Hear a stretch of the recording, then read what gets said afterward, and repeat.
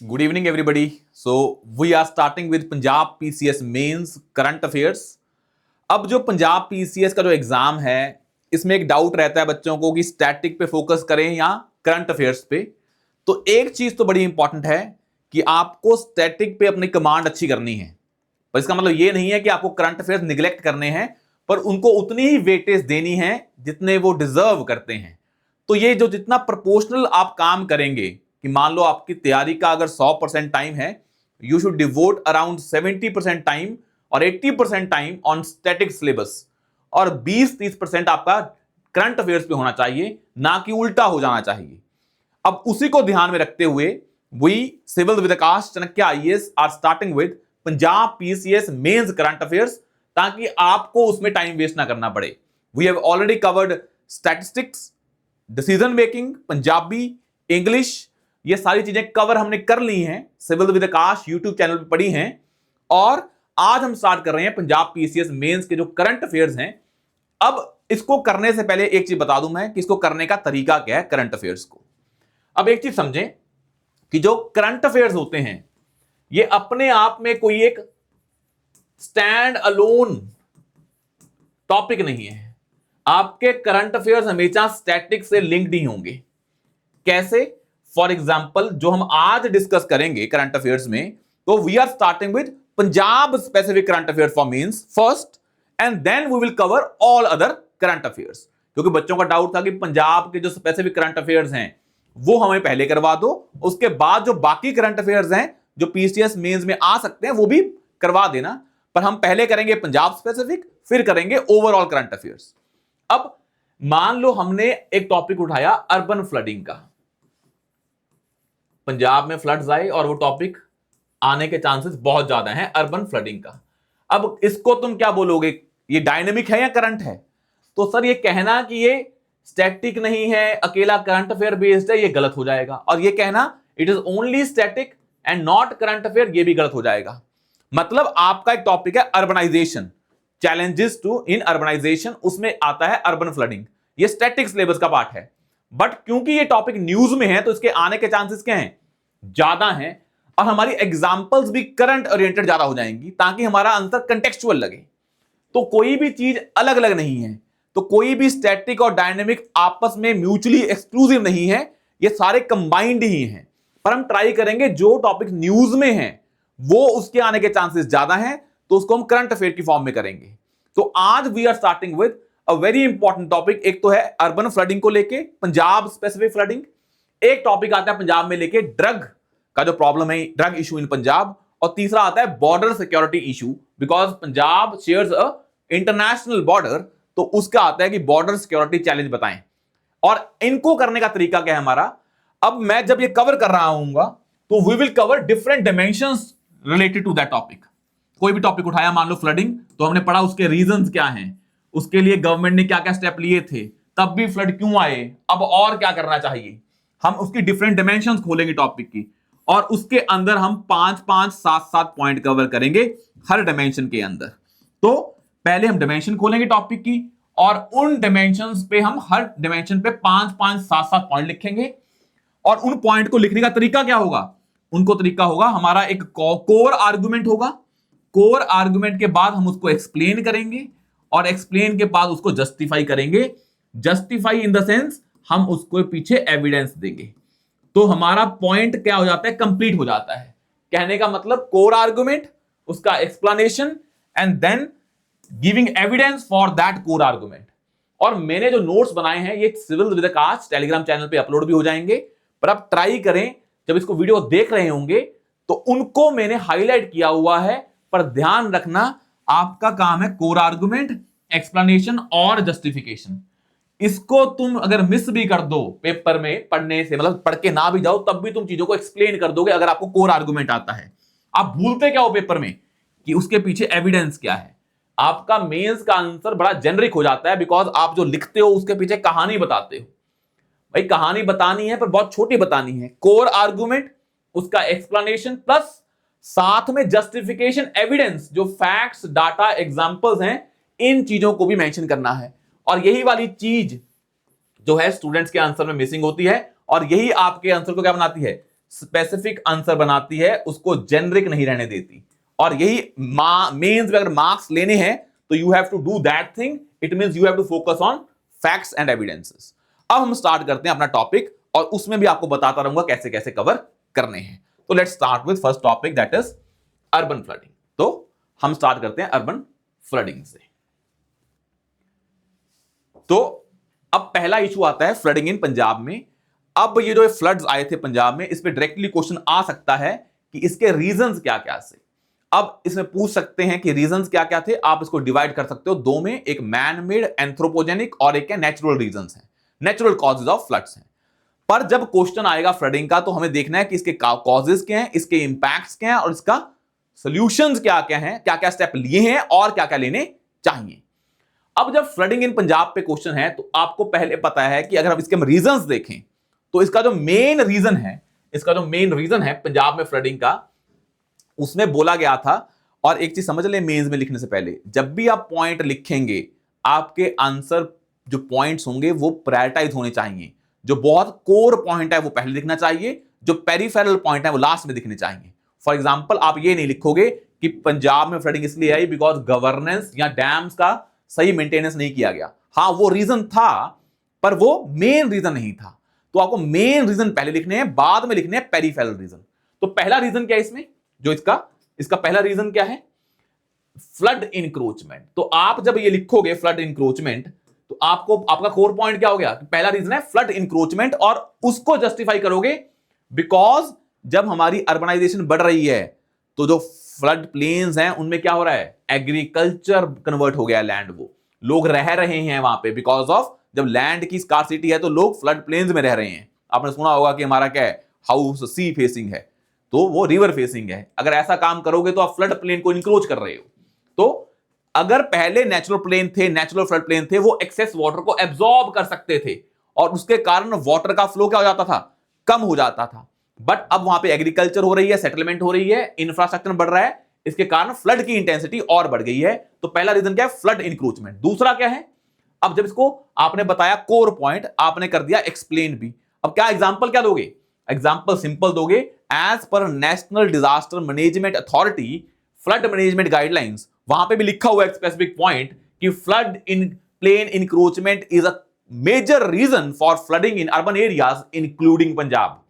अब उसके बाद आप ये भी लिख सकते हो कि पंजाब में अगर हम लुधियाना में फ्लड्स आए थे बिकॉज सतलुज रिवर है जो उसके फ्लड प्लेन्स को इंक्रोच किया हुआ है, और इसके कारण द फ्लड्स के चांसेस क्या हो गए हैं, ज्यादा हो गए हैं। तो you can give example also.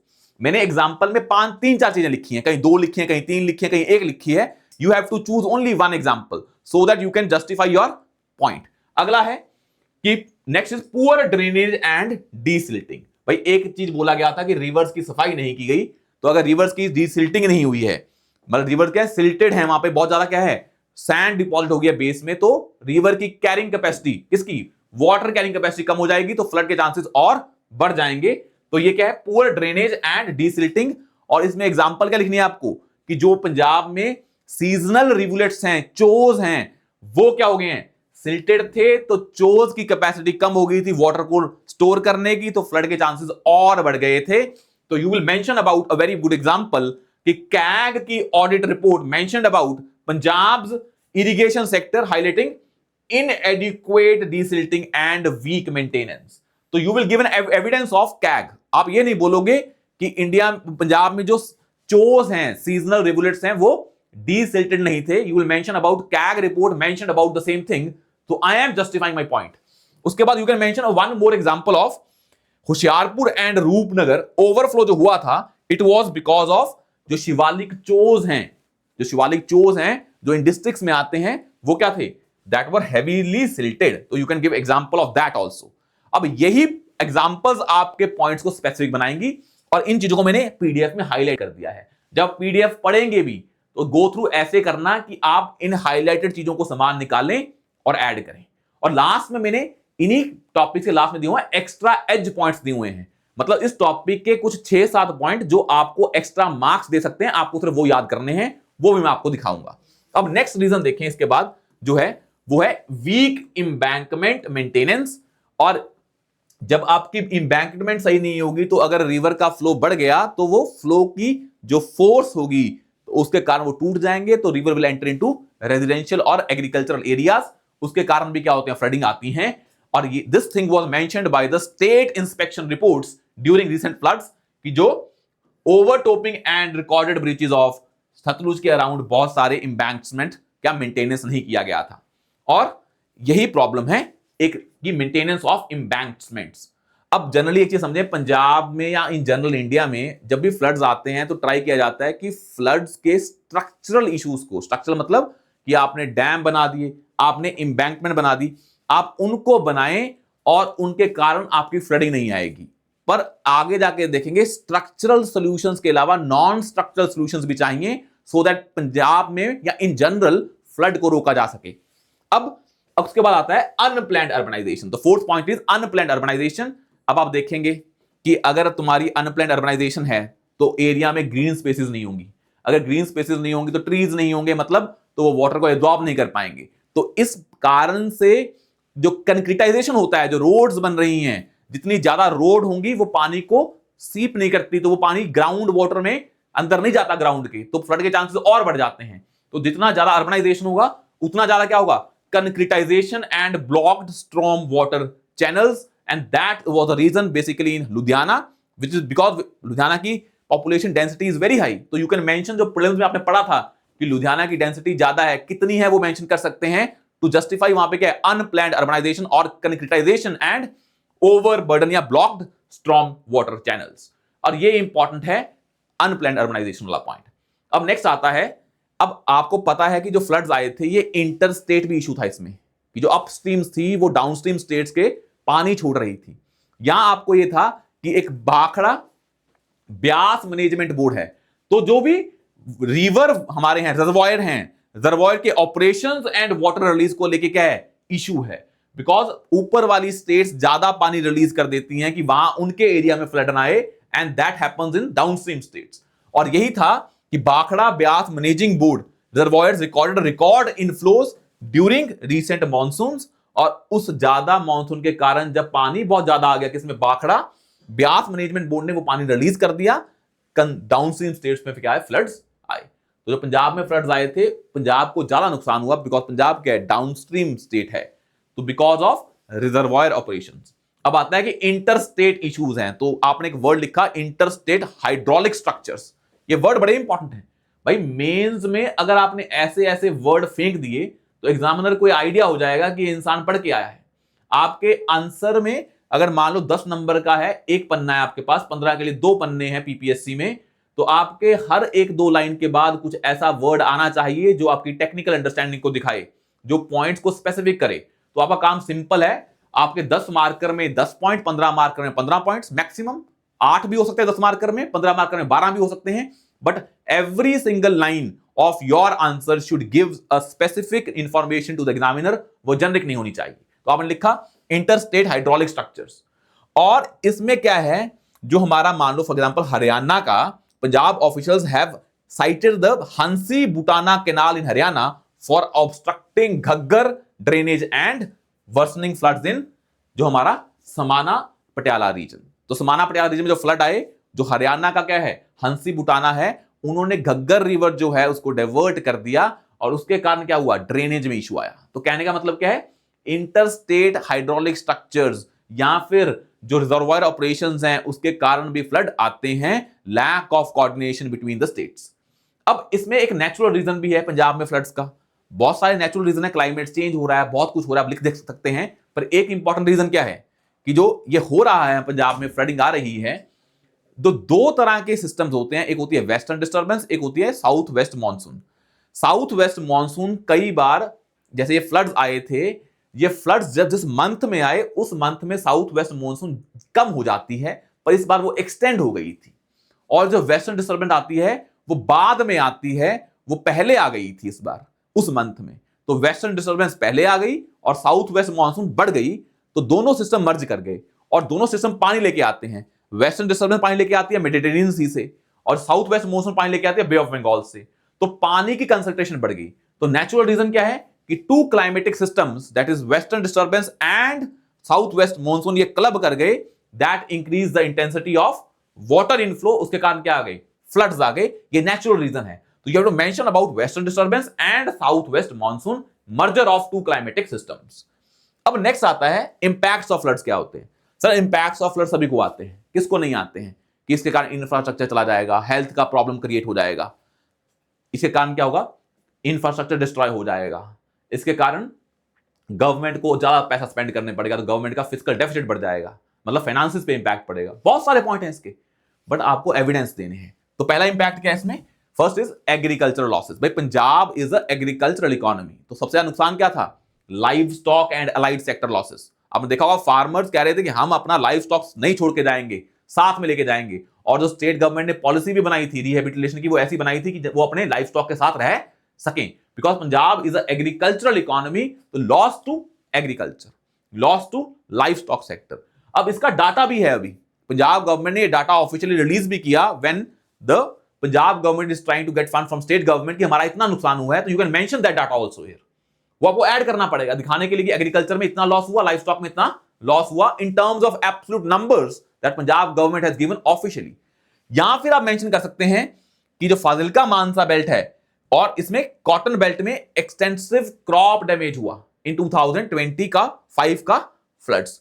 Live stock में जो घग्गर रीजन है उसके अराउंड जो लाइव स्टॉक मोर्टेलिटी हुई, और ये घग्गर रीजन के अराउंड फॉडर लॉस हुआ, तो डेयरी इनकम कम हो गई। तो आप mention about these facts. Infrastructure damage में Rupnagar district were washed away during 2025 floods, and उसमें जो ब्रिजेस थे, कैनाल्स थे, ये सारे डिस्ट्रॉय हुए। और अब काम कर सकते हैं, इस आंसर अगर आता है, क्वेश्चन आता है, तो यू कैन मेक पंजाब का map, you can draw reverse and show कि रिवर कहां से जा रहा है और किस किस रिवर के पास कौन कौन से डिस्ट्रिक्ट है, उनको नुकसान हुआ है। तो घग्गर रिवर प्लॉट करें। तो जब आप ऐसा काम करेंगे तो आपको समझ में आएगा कि पंजाब का मैप, यहां पे you can get good marks bye drawing Punjab map.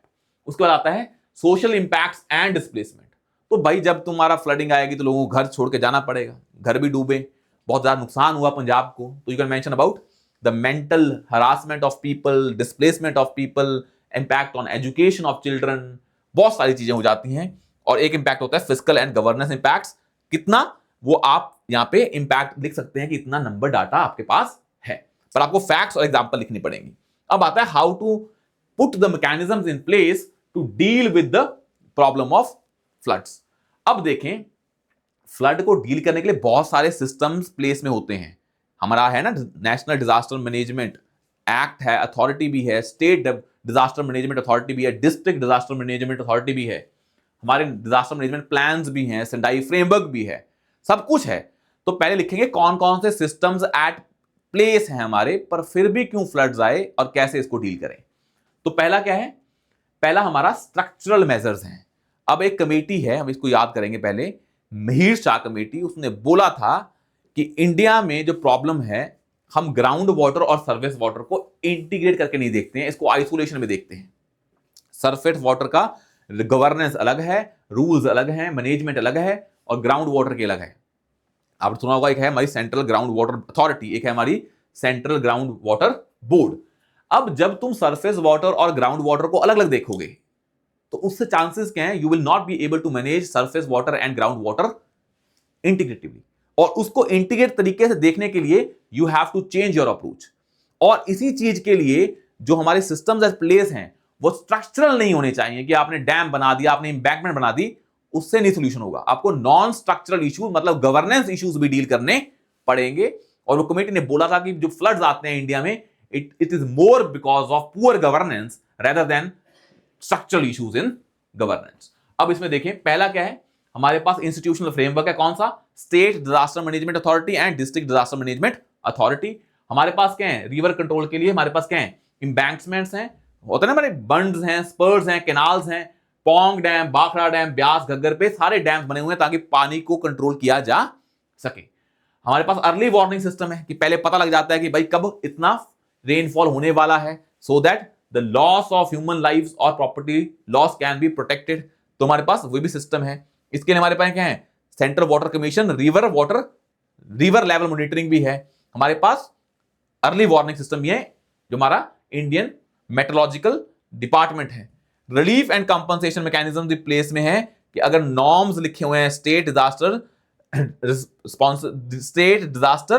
Response fund में, नॉर्म्स हैं कि भाई कितना अगर क्रॉप का लॉस होगा, हाउसिंग डैमेज होगा, लॉस ऑफ लाइफ होगी, क्या क्या कंपनसेशन देना है। अब प्रॉब्लम क्या है, ये तो हमारे पास है कि क्या कंपनसेशन देंगे, क्या क्या हमारे कंपनसेशन देंगे, क्या क्या हमारे स्ट्रक्चरल मेजर्स हैं, क्या क्या हमारे इंस्टीट्यूशनल मैकेनिज्म्स हैं, पर फिर भी फ्लड्स क्यों आते हैं? Because there are so many other challenges. पहला है कि भाई आपने जो इंफ्रास्ट्रक्चर बनाया है उसकी मैनेजमेंट और मेंटेनेंस में इशू है। As per CAG report, controller and auditor general की operations and maintenance of irrigation and flood control works. एक इशू है कि पंजाब में जो हमारा एग्रीकल्चर वाला लैंड है, पर हम जो एग्रीकल्चर है ये बेसिकली नेचर डिपेंडेंट ज्यादा है, तो वाटर को इंश्योर करने के लिए, इरिगेशन को इंश्योर करने के लिए जो रिवर्स होते हैं, जो ट्रिब्यूटरीज होती हैं, उनमें से रास्ता निकाल के इलीगल तरीके से फार्मर्स खेतों में ले जाते हैं। और अगर वो इलीगल तरीके से होगा तो उसकी प्रॉपर मेंटेनेंस नहीं होगी, तो अगर रिवर में पानी बढ़ा तो वो कहां जाएगा? फिर डायरेक्टली उन जो चैनल्स बनाए हुए हैं इलीगल तरीके से फार्मर्स ने, वो कहां जाएंगे? फ्लडिंग होगी कहां पे? फार्म्स में। तो यही प्रॉब्लम है कि poor level of law and order implementation in Punjab related to जो हमारा क्या है, diversion of river water from tributaries और मेन रिवर्स टू जो हमारे फार्म्स हैं। उसके बाद क्या है? फ्रेगमेंटेड वाटर गवर्नेंस है। ये आपको अभी बताया कि जो हमारे सरफेस वाटर अलग डील कर रहा है बंदा, ग्राउंड वाटर अलग कर रहा है, डैम को अलग बंदा है, सारे के अलग अलग डील कर रहे हैं, साइलोज में हैं, ना कि इंटीग्रेटेड अप्रोच है। तो इसके कारण भी क्या है? इशू होता है। Next is urban flood management gaps. Urban flood management gaps. अब एक चीज देखें, लुधियाना में वाटर लॉगिंग होती है, बहुत सारे म्युनिसिपल सिस्टम्स प्लेस में हैं, तब भी फ्लड्स आते हैं बिकॉज अर्बन फ्लड मैनेजमेंट में गैप्स हैं। मैनेजमेंट मतलब कि आप में भाई इनफ्लो ऑफ वाटर बढ़ा, इसका मतलब ये तो नहीं है कि उसका इनफ्लो से बढ़ने से फ्लड्स आ जाएंगे। क्या आपने इनफ्लो बढ़ने के बाद कुछ ऐसा मैकेनिज्म बनाया है कि वाटर को स्टोर किया जा सके? नहीं किया। तो डिस्पाइट म्युनिसिपल सिस्टम्स हैं, लोकल लेवल गवर्नेंस है, पर इन इश्यूज पे फोकस ही नहीं है because that is not a political issue. यही बड़ा इंपॉर्टेंट फैक्टर है। अब क्या करें भाई? पहला काम तो एक करें, जो हमारे फ्लड प्लेन है इनको इंक्रोच करने से रोकें। फ्लड प्लेन जोनिंग जो पंजाब ने ये एक्ट इंप्लीमेंट नहीं किया है, इसको पहले इंप्लीमेंट करें ताकि जो ये नॉन स्ट्रक्चरल इश्यूज हैं इनको डील किया जाए, क्योंकि जो फ्लड्स हैं सिर्फ स्ट्रक्चरल इशू के कारण नहीं है। उसके बाद क्या करना है आपको? ड्रेनेज एंड डीसिल्टिंग करनी है, जो आपको बता दिया है, चोज की स्पेसिफिकली जो शिवालिक हिल से आते हैं, ताकि वहीं वाटर का स्टोरेज ज्यादा हो जाए, वो सारा पानी नीचे ना आए, डाउनस्ट्रीम ना आए। और दूसरा सबसे बड़ा इंपॉर्टेंट है कि हमारा जो रिवर है, हम बेसिन लेवल पे मैनेजमेंट नहीं करते हैं। बेसिन का मतलब होता है अगर कोई रिवर है, उसकी ट्रिब्यूटरीज भी हैं, पूरा का पूरा सिस्टम एक बेसिन बनाता है, रिवर बेसिन। हमारी जो अप्रोच रहती है वो रहती है टेरिटोरियल। मान लो एक रिवर है, वो पंजाब में भी है, हरियाणा में भी है, पंजाब वाले पंजाब वाला डील करेंगे, हरियाणा वाले हरियाणा वाला। होना क्या चाहिए? पूरा का पूरा रिवर बेसिन के बेसिस पे मैनेजमेंट होनी चाहिए, बिकॉज रिवर को थोड़ा पता है ये पंजाब का बॉर्डर है, हरियाणा का बॉर्डर है। अगर बेसिन के लेवल पे मैनेजमेंट करेंगे, then water flow can be regulated and managed effectively rather than territorial basis पे। तभी ये कोऑर्डिनेशन नहीं हो पाता है किसके बीच में? हरियाणा और पंजाब गवर्नमेंट के बीच में। तभी वो एक दूसरे को ब्लेम गेम करते रहते हैं कि उनके कारण फ्लड आया है। तो रिवर बेसिन अप्रोच आपको फॉलो करनी पड़ेगी। उसके बाद आता है नेचर बेस्ड सोल्यूशन लेके आओ सर। आप नेचुरल बफर्स बनाओ, आप पॉन्ड्स बनाओ, आप ट्रीज को ज्यादा बनाओ, कंक्रीट रोड्स कम करो, आप जो रेन वाटर है उसकी हार्वेस्टिंग करो, सब कुछ करो, तभी क्या आएंगे? Nature based solutions are important. जो हमारे वेटलैंड्स होते हैं उनको प्रोटेक्ट करके रखो। मान लो पंजाब में कौन सा है? हरिके वेटलैंड है, उसे प्रोटेक्ट करके रखो, बिकॉज वेटलैंड्स क्या है? वाटर को स्टोर कर सकते हैं। क्लाइमेट रेजिलिएंट अर्बन प्लानिंग होनी चाहिए। When you are doing urban planning, ये क्लाइमेट रेजिलिएंट होनी चाहिए कि क्लाइमेट चेंज होना ही होना है, उसके कारण इंपैक्ट होंगे ही होंगे। तो पहले ही ऐसा इंफ्रास्ट्रक्चर बनाओ कि वो ऐसे एडवर्स इंपैक्ट्स को डील कर पाए, specially the cities like Ludhiana, जहां पे क्या डेंसिटी बहुत ज्यादा है। तो बोल सकते हैं आप एंड में कि flooding in Punjab is not just a structural issue और a man made disaster, it is a governance disaster and non structural issue. हम सभी को साथ में लेके चलेंगे तभी गवर्नेंस को, फ्लड गवर्नेंस को या फ्लड मैनेजमेंट को अच्छे से इंश्योर कर पाएंगे। अब हमने लास्ट में दिया हुआ है कुछ फैक्ट आपको लिखे हुए हैं, ये आप पढ़ लेना, मैं आपको बता देता हूं। एक आपको बताया है कि नीदरलैंड में एक एग्जांपल है कि कौन सा मॉडल अप्लाई करते हैं, room for the river program. अब वहां पे एक नीदरलैंड में रिवर है, राइन रिवर है, वहां पे फ्लड्स आते थे, तो उन्होंने room for the river program launch किया।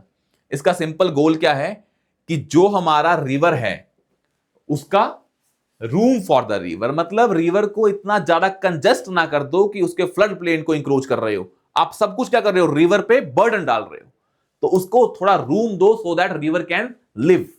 और लिव का मतलब क्या है कि वो अपने वाटर का मैनेजमेंट खुद कर पाए ताकि फ्लडिंग ना आए। अगर रिवर में जाके आप घुसेंगे तो फ्लड के चांसेस क्या हैं, ज्यादा हैं। अब ये चीज हमने पहले भी डिस्कस किया, बस एग्जाम में क्या लिखना है आपको, नीदरलैंड का मॉडल कौन सा है, कीवर्ड क्या है, room for the river. World bank की एक रिपोर्ट है लिविंग विद फ्लड्स रिपोर्ट, और वर्ल्ड बैंक की जो लिविंग विद फ्लड्स रिपोर्ट है इसने साफ लिखा है कि फ्लड के चांसेस क्या है, ज्यादा हैं बिकॉज ऑफ क्लाइमेट चेंज। अब आपको फ्लड के साथ रहने की आदत डालनी पड़ेगी, मतलब रेजिलियंस पैदा करनी पड़ेगी ताकि आपका जो एडेप्टेशन है वो स्ट्रांग हो, ताकि फ्लड्स का इंपैक्ट क्या हो, कम हो, मतलब हजार्ड आपका डिजास्टर में कन्वर्ट ना हो। अब एक है Sendai framework for disaster risk reduction, पहले होता था ह्यूगो फ्रेमवर्क डिजास्टर के लिए, अब सेंडाई है। ये बोलता है सेंडाई कि आपको डिजास्टर आने के बाद ट्रीटमेंट नहीं करना है, आपको pre disaster and post disaster mechanism fix करने हैं ताकि डिजास्टर आ ही ना, और ताकि आपको डिजास्टर को एज अ प्रॉब्लम सॉल्व ना करना पड़े। आपका चेंज जो होना चाहिए वो होलिस्टिक होना चाहिए, डिजास्टर से पहले भी और डिजास्टर के बाद भी, ताकि डिजास्टर के आने की प्रॉब्लम ही क्रिएट ना हो। अब आता है हमारा जल जीवन मिशन है, इसका गोल क्या है, जो हमारी वाटर बॉडीज है इनको रिजुविनेट करना, वही डीसिल्टिंग करना ताकि ग्रीन स्पेसिस बढ़ पाए और स्पॉन्ज सिटीज बन पाए। स्पॉन्ज सिटी मतलब जो पानी को स्टोर कर पाए स्पॉन्ज की तरह, ताकि फ्लडिंग के चांसेस क्या हो जाए, कम। तो कीवर्ड क्या है, स्पॉन्ज सिटीज। वैसे ही standard operating procedure for mitigation and managing urban flooding by the ministry of urban development, ये स्टैंडर्ड ऑपरेटिंग प्रोसीजर हैं कि अगर ऐसा होता है तो कैसे कैसे करना है फ्लडिंग को दूर करने के लिए। उसके बाद आता है हमारा एक और मैकेनिज्म है, हीर शाह कमेटी आपको बताया कि इंटीग्रेटेड अर्बन वाटर मैनेजमेंट होनी चाहिए, shift from grey to green infrastructure. Grey मतलब जो एनवायरमेंट को ध्यान में नहीं रखता है, ग्रीन वाला एनवायरमेंट को ध्यान में रखता है। आपको स्ट्रक्चरल इश्यूज भी देखने हैं और नॉन स्ट्रक्चरल इश्यूज भी देखने हैं। ये किसने बोला है, नीति आयोग ने भी बोला है, तो you can mention that in the conclusion वाला पार्ट। अब रेन गार्डन्स बनाएं ताकि जो रेन है वाटर है जो भी रूफ से आ रहा है, जो ड्राइवे से आ रहा है, स्ट्रीट से आ रहा है, ये सारा का सारा गार्डन, मतलब रेन गार्डन मतलब जहां पे पानी जाके स्टोर हो सके, रेन गार्डन बनने चाहिए, मतलब आपको नेचुरल स्पेसेस को इंश्योर करना पड़ेगा। वैसे ही एक फ्लड वार्निंग सिस्टम होता है, उसे बोल देते हैं इनफ्लोज, जो बताता है कि भाई कितना फ्लो है ताकि फ्लड को पहले ही आने से डील किया जा सके, मतलब आपके पास डाटा भी होना चाहिए so that a governance can be insured. These all are points mentioned in extra edge। आपका गोल होना चाहिए, आपने टॉपिक पढ़ा, आपने इसमें से फैक्ट्स निकाले 10-15 और आपने इंश्योर कर लिया जैसे ही क्वेश्चन आएगा फ्लड्स पे, मैं डालूंगा सेंडाई फ्रेमवर्क, मैं डालूंगा इनफ्लूस, मैं डालूंगा अपना स्पॉन्ज सिटीज, मैं डालूंगा रूम फॉर द रिवर, मैं सारी चीजों को डाल के आऊंगा ताकि मेरा आंसर क्या लगे, स्पेसिफिक लगे। आई विल मेंशन अबाउट जो स्टेट की inspection report, I will mention about CAG की report, I will mention about a city like Ludhiana, उसका बताऊंगा पॉपुलेशन डेंसिटी कितनी है, I will mention about chos, Shivalik chos. तो ये सारी कहानियां आपको मेंशन करनी पड़ेंगी सो दैट कि जब भी आप ये लिखे आंसर तो आपका पूरा का पूरा आंसर में एक दो लाइन के बाद कुछ ना कुछ पॉइंट आते रहे जो आंसर को स्पेसिफिक बना देंगे। और हमारी अप्रोच क्या रहेगी, I will give you that extra as points in every topic. तो आज हमने एक टॉपिक किया ये, अब करते हैं दूसरा टॉपिक। अब मैं ये थोड़ा थोड़ा आपको बता रहा हूं तो पहला लेक्चर थोड़ा स्लो है, नेक्स्ट लेक्चर में चीजें थोड़ी फास्ट हो जाएंगी। अब नेक्स्ट जो टॉपिक है उसे देखते हैं, ड्रग का टॉपिक है, इसको देखते हैं क्या क्वेश्चन बन सकता है। अब पहला है, हमें यह पता हो कि जो पंजाब में ड्रग की प्रॉब्लम है इसके रीजंस क्या क्या हैं और इसके कारण होने वाले इंपैक्ट क्या क्या हैं, और स्टेट ने इसको डील करने के लिए या नेशनल गवर्नमेंट ने इसको डील करने के लिए क्या क्या पॉलिसीज अपनाई हैं, फिर भी ये चैलेंज अभी तक परसिस्ट क्यों है, and how to deal with that challenge जो अभी तक खत्म नहीं हुआ है। अब इसके लिए मैंने एक डॉक्यूमेंट है पंजाब गवर्नमेंट का, विजन डॉक्यूमेंट ऑफ पंजाब 2047, जैसे हमारा विकसित भारत है ना 2047 हमारा गोल है, वैसे पंजाब का भी विजन डॉक्यूमेंट है 2047। आप अगर आपके पास टाइम है तो you can refer to that document, पूरा फाइल है वो, कुछ पन्ने हैं, ज्यादा पन्ने हैं, पर आप उसमें से पंजाब गवर्नमेंट का आइडिया ले सकते हैं। और आपका जो मेंस है ये पंजाब पीसीएस का मेंस है, तो if you are writing any GS answer, if you can mention a Punjab specific point, then chances are high that you will get more marks. तो पंजाब का डायमेंशन आपको ऐड करना पड़ेगा। तो एक तो है आपका पंजाब विजन डॉक्यूमेंट 2047, एक है पंजाब का इकोनॉमिक सर्वे और बजट, जहां से आपको पंजाब गवर्नमेंट की स्कीम्स पता लगेंगी, उनका फाइनेंसिस की हेल्थ पता लगेगी, जो आपके आंसर को और पंजाब स्पेसिफिक बना देगी। फॉर एग्जाम्पल, अगर आपको क्वेश्चन आया कि स्टेट्स की फिजिकल हेल्थ खराब है, तो आप उसमें पंजाब की फिजिकल हेल्थ बता सकते हैं, ताकि पंजाब का पेपर दे रहे हैं तो उसके एग्जाम्पल दे पाए। और वैसे ही अगर एक और डॉक्यूमेंट है, वो है इकोनॉमिक डॉक्यूमेंट है, कि पंजाब में क्योंकि इंडस्ट्री नहीं है तो एक डॉक्यूमेंट आया था, उसको पुराना डॉक्यूमेंट है, पर you can refer to the document कि पंजाब में इकोनॉमिक इश्यूज क्या क्या है and how to deal with that issues. But now we are starting with drug issue, और इसमें जो मैंने डाटा लिया है, लिया है वही जो विजन ऑफ पंजाब जो 2047 वाला, उस डॉक्यूमेंट से हमने फैक्ट्स लिए हैं। पर मुझे एक चीज बताओ, अगर ड्रग्स पे क्वेश्चन आया तो यहां पे भी आप मैप बना सकते हैं। कौन सा? इंडिया का मैप बनाएं। और इंडिया के मैप में आपको पता है दो हैं, एक है गोल्डन क्रिसेंट, एक है गोल्डन ट्रायंगल। इंडिया के जो राइट और लेफ्ट में जो पाकिस्तान अफगानिस्तान वाला रीजन है, वहां पे गोल्डन क्रिसेंट है, और इधर जाएंगे तो म्यांमार थाईलैंड वाला रीजन है, वो है गोल्डन ट्रायंगल। ये दोनों रीजन क्या है? ड्रग प्रोड्यूसिंग रीजन हैं। और इन ड्रग प्रोड्यूसिंग रीजन में इंडिया बीच में आता है, और इंडिया में बॉर्डर में कौन लगता है? पंजाब लगता है। तो इसलिए पंजाब अपने आप वल्नरेबल हो जाता है। तो फ्लड वाले क्वेश्चन में ट्राई करें, पंजाब का मैप बनाएं, रिवर्स प्लॉट करें, उसमें बताएं, हिल्स प्लॉट करें, चोज प्लॉट करें, ताकि दिखा पाए कि फ्लडिंग कहां कहां पे आई और क्यों क्यों आई। और यहां पे आप इंडिया का मैप बना के गोल्डन क्रिसेंट और गोल्डन ट्रायंगल दिखा सकते हैं। गोल्डन क्रिसेंट मतलब जो पाकिस्तान अफगानिस्तान वाला रीजन है, और गोल्डन ट्रायंगल जो म्यांमार थाईलैंड वाला रीजन है। अब रीजंस में पहली चीज आती है, क्योंकि पंजाब इंडिया की बॉर्डर स्टेट है, और इंडिया इस सेंटर के, किसके सेंटर में है? गोल्डन क्रिसेंट और गोल्डन ट्रायंगल के। तो यहां पे समान जो है ड्रग का, वो आ सकता है, क्योंकि इंडिया उसके मिडल में है। तो पहला क्वेश्चन, पहला रीजन क्या है ड्रग का? पंजाब में क्या बोला जाता है? Proximity to Golden Crescent. कौन सा? वही पाकिस्तान अफगानिस्तान और ईरान वाला जो रीजन है, ये गोल्डन क्रिसेंट है, और ये बिल्कुल क्या है? पंजाब उसके बिल्कुल नजदीक है, तो ड्रग की सप्लाई के चांसेस ज्यादा हैं, और ये इंपैक्ट करता है। और ये एविडेंस कौन देता है? एक है यूनाइटेड नेशन, जो ओडीसी, यूनाइटेड नेशन, ये ओडीसी एक बॉडी है, organise crime and drug related body है। It reports Afghan heroin entering India via Pakistan with Punjab as a key corridor. उन्होंने बताया है यूएन ओडीसी ने। तो एक सेकंड दे हमें, जस्ट अ सेकंड।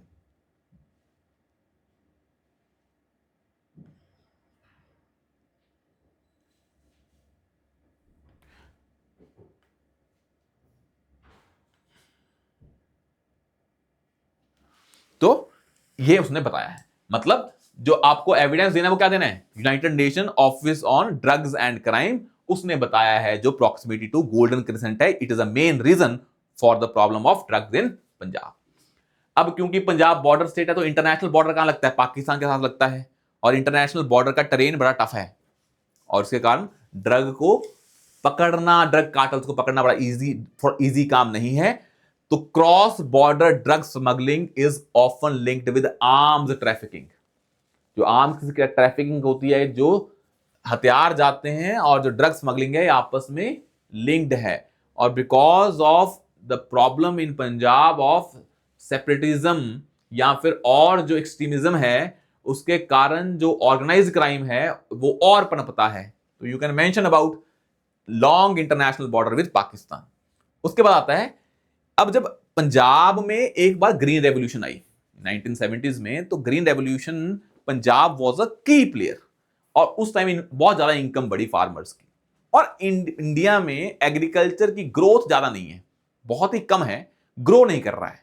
अगर फार्मर की इनकम नहीं बढ़ेगी तो एग्रेरियन स्टैग्नेशन आ जाता है, और उसकी प्रोडक्टिविटी कम हो रही है, इनपुट कॉस्ट बढ़ रही है, ग्राउंड वाटर कम हो रहा है, ये सारी चीजें फार्मर का डेट बढ़ा रही हैं।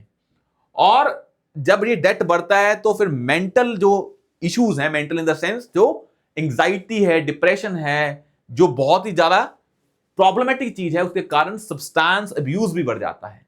एक रिपोर्ट है बड़ी सही पीजीआई चंडीगढ़ की, कि क्योंकि फार्मर्स का इकोनॉमिक स्टेटस वीक हो रहा है, that is creating certain issues.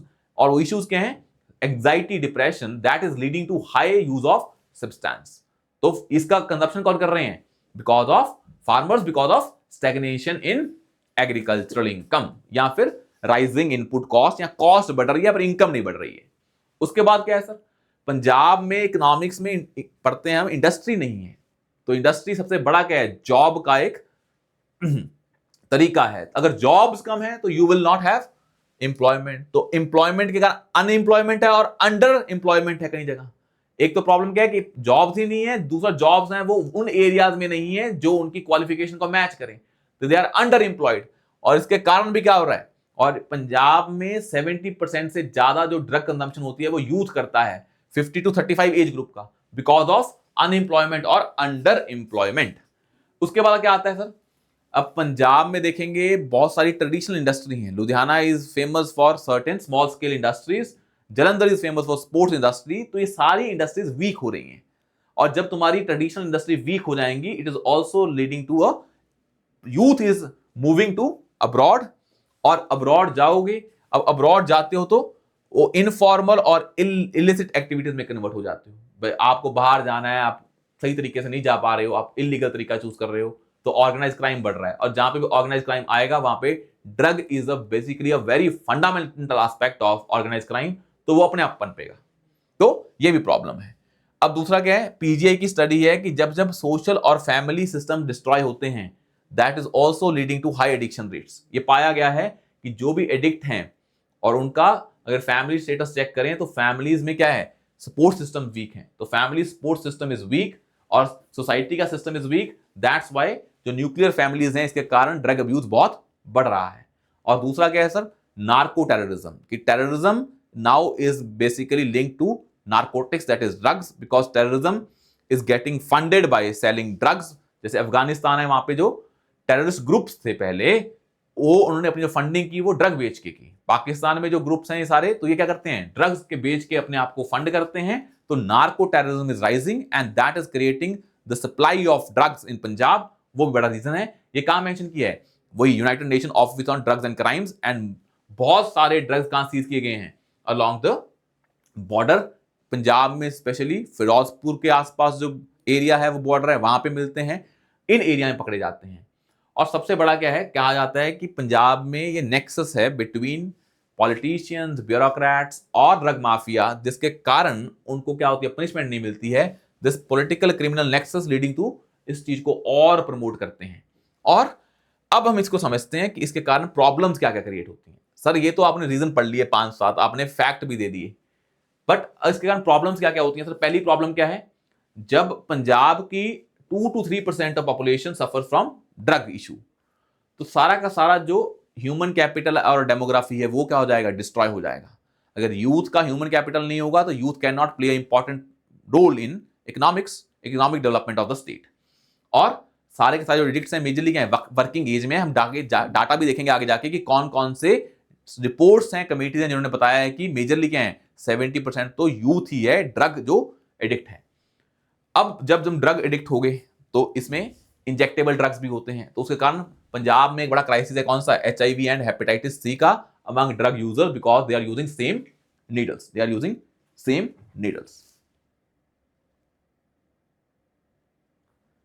ठीक है, सेम नीडल्स। तो हेल्थ प्रॉब्लम आ रही है, ब्लड बॉर्न डिसीजेज बढ़ रही हैं, because there is a strong linkage between addiction and blood borne diseases, और इसके कारण HIV और हेपेटाइटिस सी बढ़ रहा है। और उसके बाद क्या है, जब ऐसा होता है तो क्या होगा, जो ड्रग अब्यूज करेगा, डोमेस्टिक वायलेंस भी बहुत ज्यादा है। अब जब डोमेस्टिक वायलेंस होगा तो फैमिली भी क्या हो जाएगी, डिसइंटीग्रेट हो जाएगी, बिकॉज अगर कोई बंदा ड्रग अब्यूज है, that the person can not think logically, तो उसके कारण बहुत सारी प्रॉब्लम्स क्रिएट होती हैं। और पंजाब में बहुत सारे क्या हैं जो क्राइम्स हो रहे हैं, it is also link to the use of drug, rise in crime. तो you can mention the crime rate in Punjab, you can mention the domestic violence rate in Punjab, so that you can give a objective data to support your points. अब government ने क्या क्या mechanism लिए हैं, अब इसको लेने के बहुत सारे तरीके हैं। पहले ये समझा जाता था कि जो ड्रग की प्रॉब्लम है इसको सिर्फ गवर्नमेंट डील कर लेगी, as a law and order problem है, ड्रग की सप्लाई रोक देंगे, काम क्या हो जाएगा, खत्म हो जाएगा, तो कोई बंदा ड्रग का यूज नहीं करेगा, या जो ड्रग यूज कर रहा है उसको क्रिमिनल डिक्लेयर करके उसको पनिशमेंट दे देंगे, काम खत्म। पर this is not a simple issue. ये सिर्फ लॉ एंड ऑर्डर और किसी को क्रिमिनल डिक्लेयर करके सॉल्व नहीं हो सकता। Community as a whole should fight this menace together.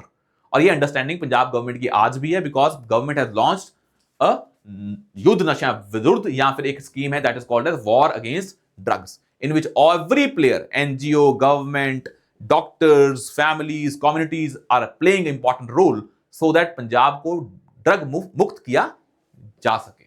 अब इसमें देखें, पहला हमारे लॉ इन्फोर्समेंट मेजर्स हैं, हमारे लॉ इन्फोर्समेंट मेजर्स हैं। अब लॉ इन्फोर्समेंट मेजर्स में क्या क्या आता है सर, कि पंजाब के पास क्या है, हमने स्पेशल टास्क फोर्स बनाई हुई है to deal with the drugs. हमारा जो नारकोटिक्स एक्ट है, एनडीपीएस एक्ट है, उसके अंदर सीजर्स बढ़ रहे हैं और उसके अंदर अरेस्ट बढ़ रहे हैं। हम डाटा लास्ट में लिखा हुआ है, वही एक्स्ट्रा एज में। तो हमने लास्ट में आपको ये फैक्ट भी दे दिए हैं इसको लेके, ये जो हमारा एक्स्ट्रा एज है, सारे फैक्ट्स मैंने लास्ट में लिख दिए हैं, जिसको तुम वहां से ऐड कर सकते हो। एक पंजाब का जो विजन डॉक्यूमेंट है वो भी मैंने यहाँ पे ड्रग को लेके जो उसका अप्रोच है वो भी मेंशन कर दिया है कि शॉर्ट टर्म गोल क्या है और लॉन्ग टर्म गोल क्या है। और ये हमने आपको एक्स्ट्रा एज भी नीचे दिया हुआ है so that you can read those facts, ये नीचे दिए हुए हैं ऐसे, ये वाले जो एक्स्ट्रा एज है कि कौन कौन सी कमेटी बैठी है। फॉर एग्जाम्पल एक मिसकंसेप्शन रहता था कि पंजाब का youth 70% youth is drug addict. अब इसमें यह है कि जो भी एडिक्ट हैं पंजाब में, उनमें जितने एडिक्ट हैं उनमें 70% क्या है, यूथ है, ना कि पंजाब का 70% यूथ क्या एडिक्ट है। ये रिपोर्ट किसकी है, Neerja and Vasudha Goyal, IDC institution है, चंडीगढ़ बेस्ड डेवलपमेंट इंस्टीट्यूशन, 2001 इसने किया था। 4335 एडिक्ट्स हैं, 79% क्या है, यूथ है। पीएस वर्मा ने भी ये बोला, 2010 की कमेटी है। फिर 2013 में क्या है, आर एस संधू ने बोला। तुम्हारे पास यही रिपोर्ट्स हैं जो क्या बोलती हैं कि पंजाब के जो एडिक्ट्स हैं वो 70+ के हैं, 70% से ज्यादा यूथ हैं। और हमारे पास कोई पॉपुलेशन बेस्ड डाटा नहीं है, हमारे पास एडिक्ट बेस्ड डाटा है। तो ये कैसे डील होगा, drug abuse primarily a social problem requiring state and society partnership and it can not be dealt bye the state alone. That's why government has launched war against drugs, युद्ध नशा विरुद्ध, so that community can also play important role. अब हम इसमें पहले कर लेते हैं कि कैसे कैसे इसके इंपैक्ट होते हैं और इसके रीजंस क्या है वो देख लिया हमने, और क्या क्या इंपैक्ट होते हैं। फिर गवर्नमेंट ने क्या क्या मैकेनिज्म्स प्लेस हैं, मैकेनिज्म्स डाले हुए हैं ताकि इसको डील किया जा सके और क्या क्या करना चाहिए। अब देखें इसको पहले कि गवर्नमेंट ने कौन कौन सा मैकेनिज्म, पहला है लॉ इन्फोर्समेंट मैकेनिज्म, दूसरा है हमें ये होता है कि हम पेशेंट को एज अ क्रिमिनल नहीं मानेंगे, हम मानेंगे कि this is also a kind of a health problem. कोई इंसान एडिक्ट है, अब उसकी गलती नहीं है, उसको क्रिमिनल डिक्लेयर करके जेल में नहीं डालना है, उसको रिहैबिलिटेट करना है ताकि उसको सोसाइटी में दोबारा इंटीग्रेट किया जा सके। तो पंजाब गवर्नमेंट ने de addiction and rehabilitation centre बनाए हैं और out patient opioid assisted treatment programme बनाया है कि आप आए, ट्रीटमेंट लें और चले जाएं घर, आपको वहां पे भी नहीं रखा जाएगा। तो OOAT भी मेंशन कर सकते हैं आप एग्जाम में। और गवर्नमेंट ने कम्युनिटी को साथ लेके चला है पंजाब गवर्नमेंट, ताकि इस प्रॉब्लम को डील किया जा सके वॉर अगेंस्ट ड्रग्स के अंदर। और जहां से आता है ये ड्रग, बॉर्डर सर्विलियंस, इसको स्ट्रॉन्ग किया जाए। हमारे पास क्या होना चाहिए, टेक्नोलॉजिकल मेजर्स होने चाहिए, बिकॉज आजकल जो ड्रग्स आ रहे हैं ड्रोन्स के थ्रू आ रहे हैं, तो you should be able to detect drones जो पंजाब में ड्रग्स भेज रहे हैं। बिकॉज आजकल ड्रग्स किसी ह्यूमन से नहीं आ रहे हैं, मतलब इंसान नहीं लेके आ रहा है, ड्रोन से आ रहे हैं, जिसको टैकल करना और मुश्किल है। तो उसके लिए सोल्यूशन भी क्या होने चाहिए, टेक्नोलॉजिकल मेजर्स होने चाहिए ताकि क्रॉस बॉर्डर स्मगलिंग क्या हो जाए, कम हो जाए। अब ये चैलेंज आज भी परसिस्ट क्यों कर रहा है, तो पहला चीज क्या है कि जो सप्लाई है इसको रोकना मुश्किल हो चुका है, क्योंकि पंजाब बिल्कुल क्या है, गोल्डन क्रिसेंट और गोल्डन ट्रायंगल के बीचों बीच है। तो सप्लाई को रोकना, और सप्लाई के लिए आजकल क्या है, you must have heard about जो हमारे क्या है, जो साइबर स्पेस है, उसमें you can buy and sell drugs, और वो गवर्नमेंट को पता भी नहीं लगता है, क्योंकि वो ऐसे ऐसे प्लेटफॉर्म का यूज कर रहे हैं, ऐसी ऐसी एप्स का यूज कर रहे हैं, और फिर वहां पे डील होती है, बाद में ड्रोन के थ्रू आ रहा है। तो गवर्नमेंट को ये पता करना कि कौन सा बंदा इन्वॉल्व है, ये पॉसिबल ही नहीं है। तो ये बड़ा मुश्किल काम है। और पंजाब में बिकॉज ऑफ रिहेबिलिटेशन सेंटर बड़े कम है, ओवर क्राउडिंग है, उसके कारण जो भी एडिक्ट है वो दोबारा से री इंटीग्रेट नहीं हो पा रहा है सोसाइटी में, वो दोबारा क्या कर रहा है, ड्रग एडिक्ट बन रहा है। और यूथ की unemployment is a major reason. और दूसरा जो ये होता है कि भाई जो एडिक्ट है उसके कारण स्टिग्मा है, सोशल स्टिग्मा है, और फियर ऑफ क्रिमिनलाइजेशन है, उसके कारण लोग ये अंडर रिपोर्ट कर रहे हैं कि they are facing the problem of drug addiction. तो उनको दूर कैसे करेंगे जब वो एडिक्ट बता ही नहीं रहे हैं अपने आप को बिकॉज ऑफ सोशल स्टिग्मा। या फैमिली को लगता है कि हमारा क्या होगा, फैमिली को आइसोलेट कर देंगे, ऑस्ट्रेसाइज कर देंगे, तो बंदा ये पंगे ले ही नहीं रहा है। पर होना क्या चाहिए कि एक प्रॉब्लम है सोसाइटी की, इसको सारी सोसाइटी इकट्ठे डील करेगी। अगर कोई एडिक्ट है भी, उसको सोसाइटी एज अ होल वहां से बाहर निकालेगी, and that person will be reintegrated into the society rather than declaring that person as a criminal. Narco funding है, आपने पढ़ा होगा कि जो टेररिज्म है वो नार्को बेस्ड हो रहा है, तो फंडिंग क्या है, टेररिज्म चलाने के लिए फंडिंग चाहिए, फंडिंग के लिए क्या है, नार्को या नारकोटिक्स का सेल करना ही पड़ेगा। तो इस कारण जो हमारा प्रॉब्लम क्या है, ड्रग का पंजाब में और बढ़ रहा है। और दूसरा, ये जो सिस्टम है पूरा ड्रग का, it is a multi layered system. It means international level पे भी, इंटरस्टेट लेवल पे भी और लोकल लेवल पे सिंडिकेट्स हैं, और ये ऑर्गेनाइज क्राइम है। तो अगर एक सिंडिकेट चला भी जाता है तब भी ये धंधा बंद नहीं होता है, because it is composite and coordinated strategy, not isolated. And solution क्या चाहिए, वो भी आइसोलेटेड नहीं होगा। पुलिसिंग क्या होनी चाहिए, कोऑर्डिनेट होनी चाहिए, because system is highly coordinated at international, state and local level. बहुत सारे माफिया सिंडिकेट्स हैं जो ऑर्गेनाइज तरीके से काम कर रहे हैं। मतलब वहां पे एक इंसान के पकड़े जाने से भी ये ड्रग का प्रॉब्लम खत्म नहीं होता है, पूरा का पूरा सिस्टम चैलेंज करना पड़ेगा। और दूसरा क्या है, अब जो जो कफ सिरप्स हैं, जो पेन किलर्स हैं, उसका यूज हो रहा है, जो कि फार्मास्यूटिकल्स हैं। जब वो वाले ड्रग्स नहीं आ रहे हैं, ओपीएम, तो क्या यूज कर रहे हैं लोग, वो जो मेडिकल ड्रग्स हैं उसका एक्सेसिव यूज कर रहे हैं। और जैसे कि आपने सुना होगा कि some chemist peddlers and illegal diversion of pharmaceuticals. तभी जो पंजाब गवर्नमेंट है उसको है कि जो ये सिंथेटिक ड्रग्स हैं इनको भी टेक में रखा जाए। अब गोल क्या होनी चाहिए, treat addiction as a disease and not just as a crime. इसको क्राइम नहीं मानना है, इसको डिसीज माननी है। और पब्लिक हेल्थ सेंट्रिक अप्रोच होनी चाहिए, इसको पब्लिक हेल्थ सेंट्रिक अप्रोच से डील करना है, ना कि लॉ एंड ऑर्डर और क्रिमिनल एक्टिविटी मानना है। और ये किसने बोला है, WHO और UNODC ने रिकमेंड किया है कि harm reduction and treatment based models होने चाहिए rather than criminal models. Employment and economic diversification होनी चाहिए, ताकि एग्रो प्रोसेसिंग इंडस्ट्री प्रमोट करो, ताकि जो मैन्युफैक्चरिंग है वो एग्रीकल्चर बेस्ड हो, ताकि लोगों को जॉब मिले और वो एडिक्शन से दूर जाएं। Strengthen rehabilitation and after care, because ताकि वो इंटीग्रेट हो पाए। और कम्युनिटी एंड फैमिली इन्वॉल्वमेंट होनी चाहिए, और बॉर्डर का इंटीग्रेटेड बॉर्डर मैनेजमेंट और इंटरनल सिक्योरिटी स्ट्रेटजी होनी चाहिए, जिसमें बॉर्डर सिक्योरिटी फोर्स, जो हमारी नारकोटिक्स कंट्रोल ब्यूरो है, और स्टेट पुलिस आपस में काम करनी चाहिए, ताकि तीनों कोऑर्डिनेट तरीके से ड्रग की इशू को दूर कर पाए। पंजाब के विजन डॉक्यूमेंट 2047 में बताया गया है कि इसके शॉर्ट टर्म तरीके भी हैं और इसके लॉन्ग टर्म तरीके भी हैं। जो शॉर्ट टर्म तरीका उन्होंने बोला है, हमें क्या करना है, पहले एक स्टेट लेवल बॉडी बनानी है जो चीफ मिनिस्टर, और जिसमें मेडिकल लोग होंगे, साइकोलॉजिस्ट होंगे और सोशल साइंसेस के एक्सपर्ट्स होंगे, और उनका काम होगा क्या पॉलिसी बनानी है, मॉनिटर करना और एविडेंस बेस्ड रिसर्च करना है। ये एपेक्स बॉडी होगी।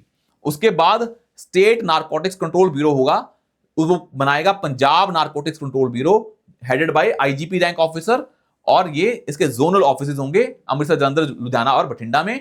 मतलब एक स्टेट लेवल बॉडी है जो चीफ मिनिस्टर हेड कर रहे हैं, उनका काम क्या है, ओवरऑल गाइडेंस देना। फिर क्या होगी, state level narcotics control bureau, जो कि डिफरेंट सेंटर्स होंगे, जो IGP उसको हेड करेंगे। उसके बाद आपको क्या करना है, इसका काम क्या है, स्मगलिंग को कर्ब करना, क्रॉस बॉर्डर इंटरस्टेट बॉर्डर को तोड़ना, और पंजाब पुलिस और सेंट्रल एजेंसी में कोऑर्डिनेट इंश्योर करना। उसके बाद ग्रास रूट पे आएगा, जो हमारी विलेज ड्रग कमिटीज हैं, उनका काम क्या होगा, जो सरपंच हैं, पटवारी हैं, आंगनवाड़ी वर्कर्स हैं, टीचर्स हैं, जो भी कम्युनिटी लीडर्स हैं, वो आएंगे, ब्लॉक ड्रग कमेटी बनाएंगे और लोगों को बताएंगे कि भाई ये प्रॉब्लम कैसे कैसे, उसमें अवेयरनेस फैलाएंगे, ताकि ग्रास रूट लेवल पे इसको चैलेंज किया जा सके। सिंथेटिक ड्रग्स पे चैलेंज करना है, जैसे कि एक है मेथाम्फेटामीन, इसको एफेड्रीन और सीडो एफेड्रीन, इन सब्सटेंसेस को इसके अगेंस्ट रिस्ट्रिक्शंस लेके आनी है।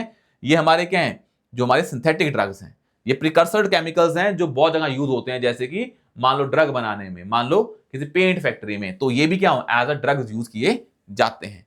तो लॉन्ग टर्म क्या होना चाहिए, लॉन्ग टर्म इज सिंपल, कि तुम फैमिली को इंसेंटिव दो कि भाई जिस फैमिली में ड्रग एडिक्ट है उसको बर्डन ना हो, उसको स्टिग्मा ना हो, बल्कि उसको बोलो कि तुम अपने फैमिली में से इसको निकालो, ड्रग एडिक्ट को, इसको सही करो, रिहेबिलिटेट करो, आपको हम बाद में क्या देंगे, क्रेडिट देंगे और इंसेंटिव देंगे। मतलब गवर्नमेंट उनको फाइनेंशियल इंसेंटिव भी देगी, so that families can report addicts, ताकि एडिक्ट्स को पहचान हो और उनका रिहेबिलिटेशन किया जा सके।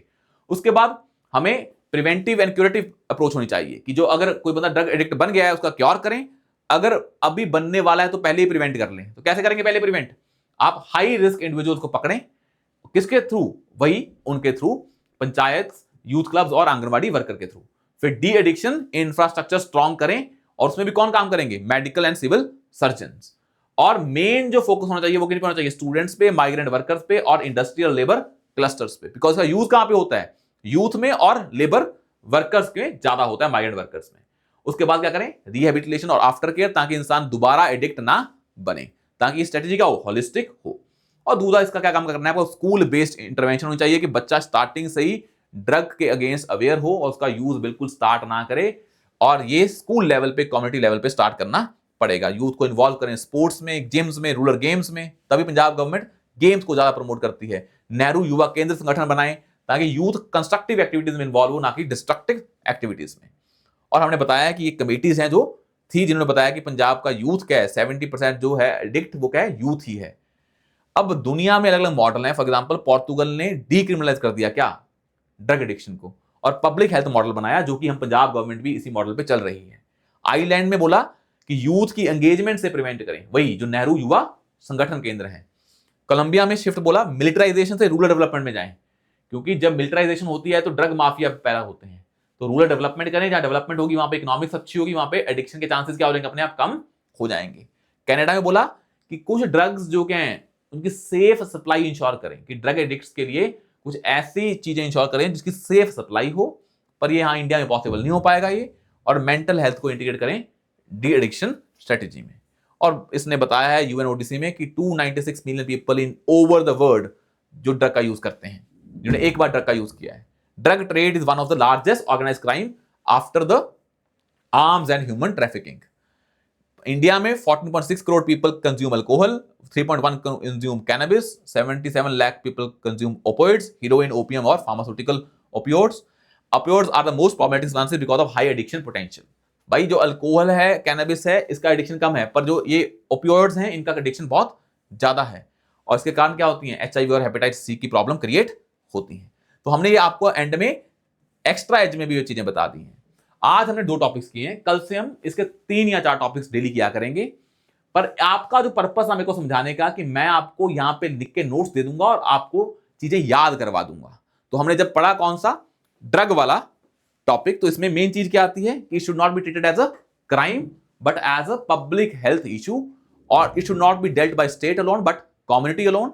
We have different models like Colombia model, Canada model, we have different models. Netherland का मॉडल आया था रन, जो स्पेस फॉर द रिवर्स या रूम फॉर रिवर, वो नीदरलैंड का कहां पे था, फ्लड वाले में था। यहां पे अलग अलग मॉडल हमने पढ़े हैं।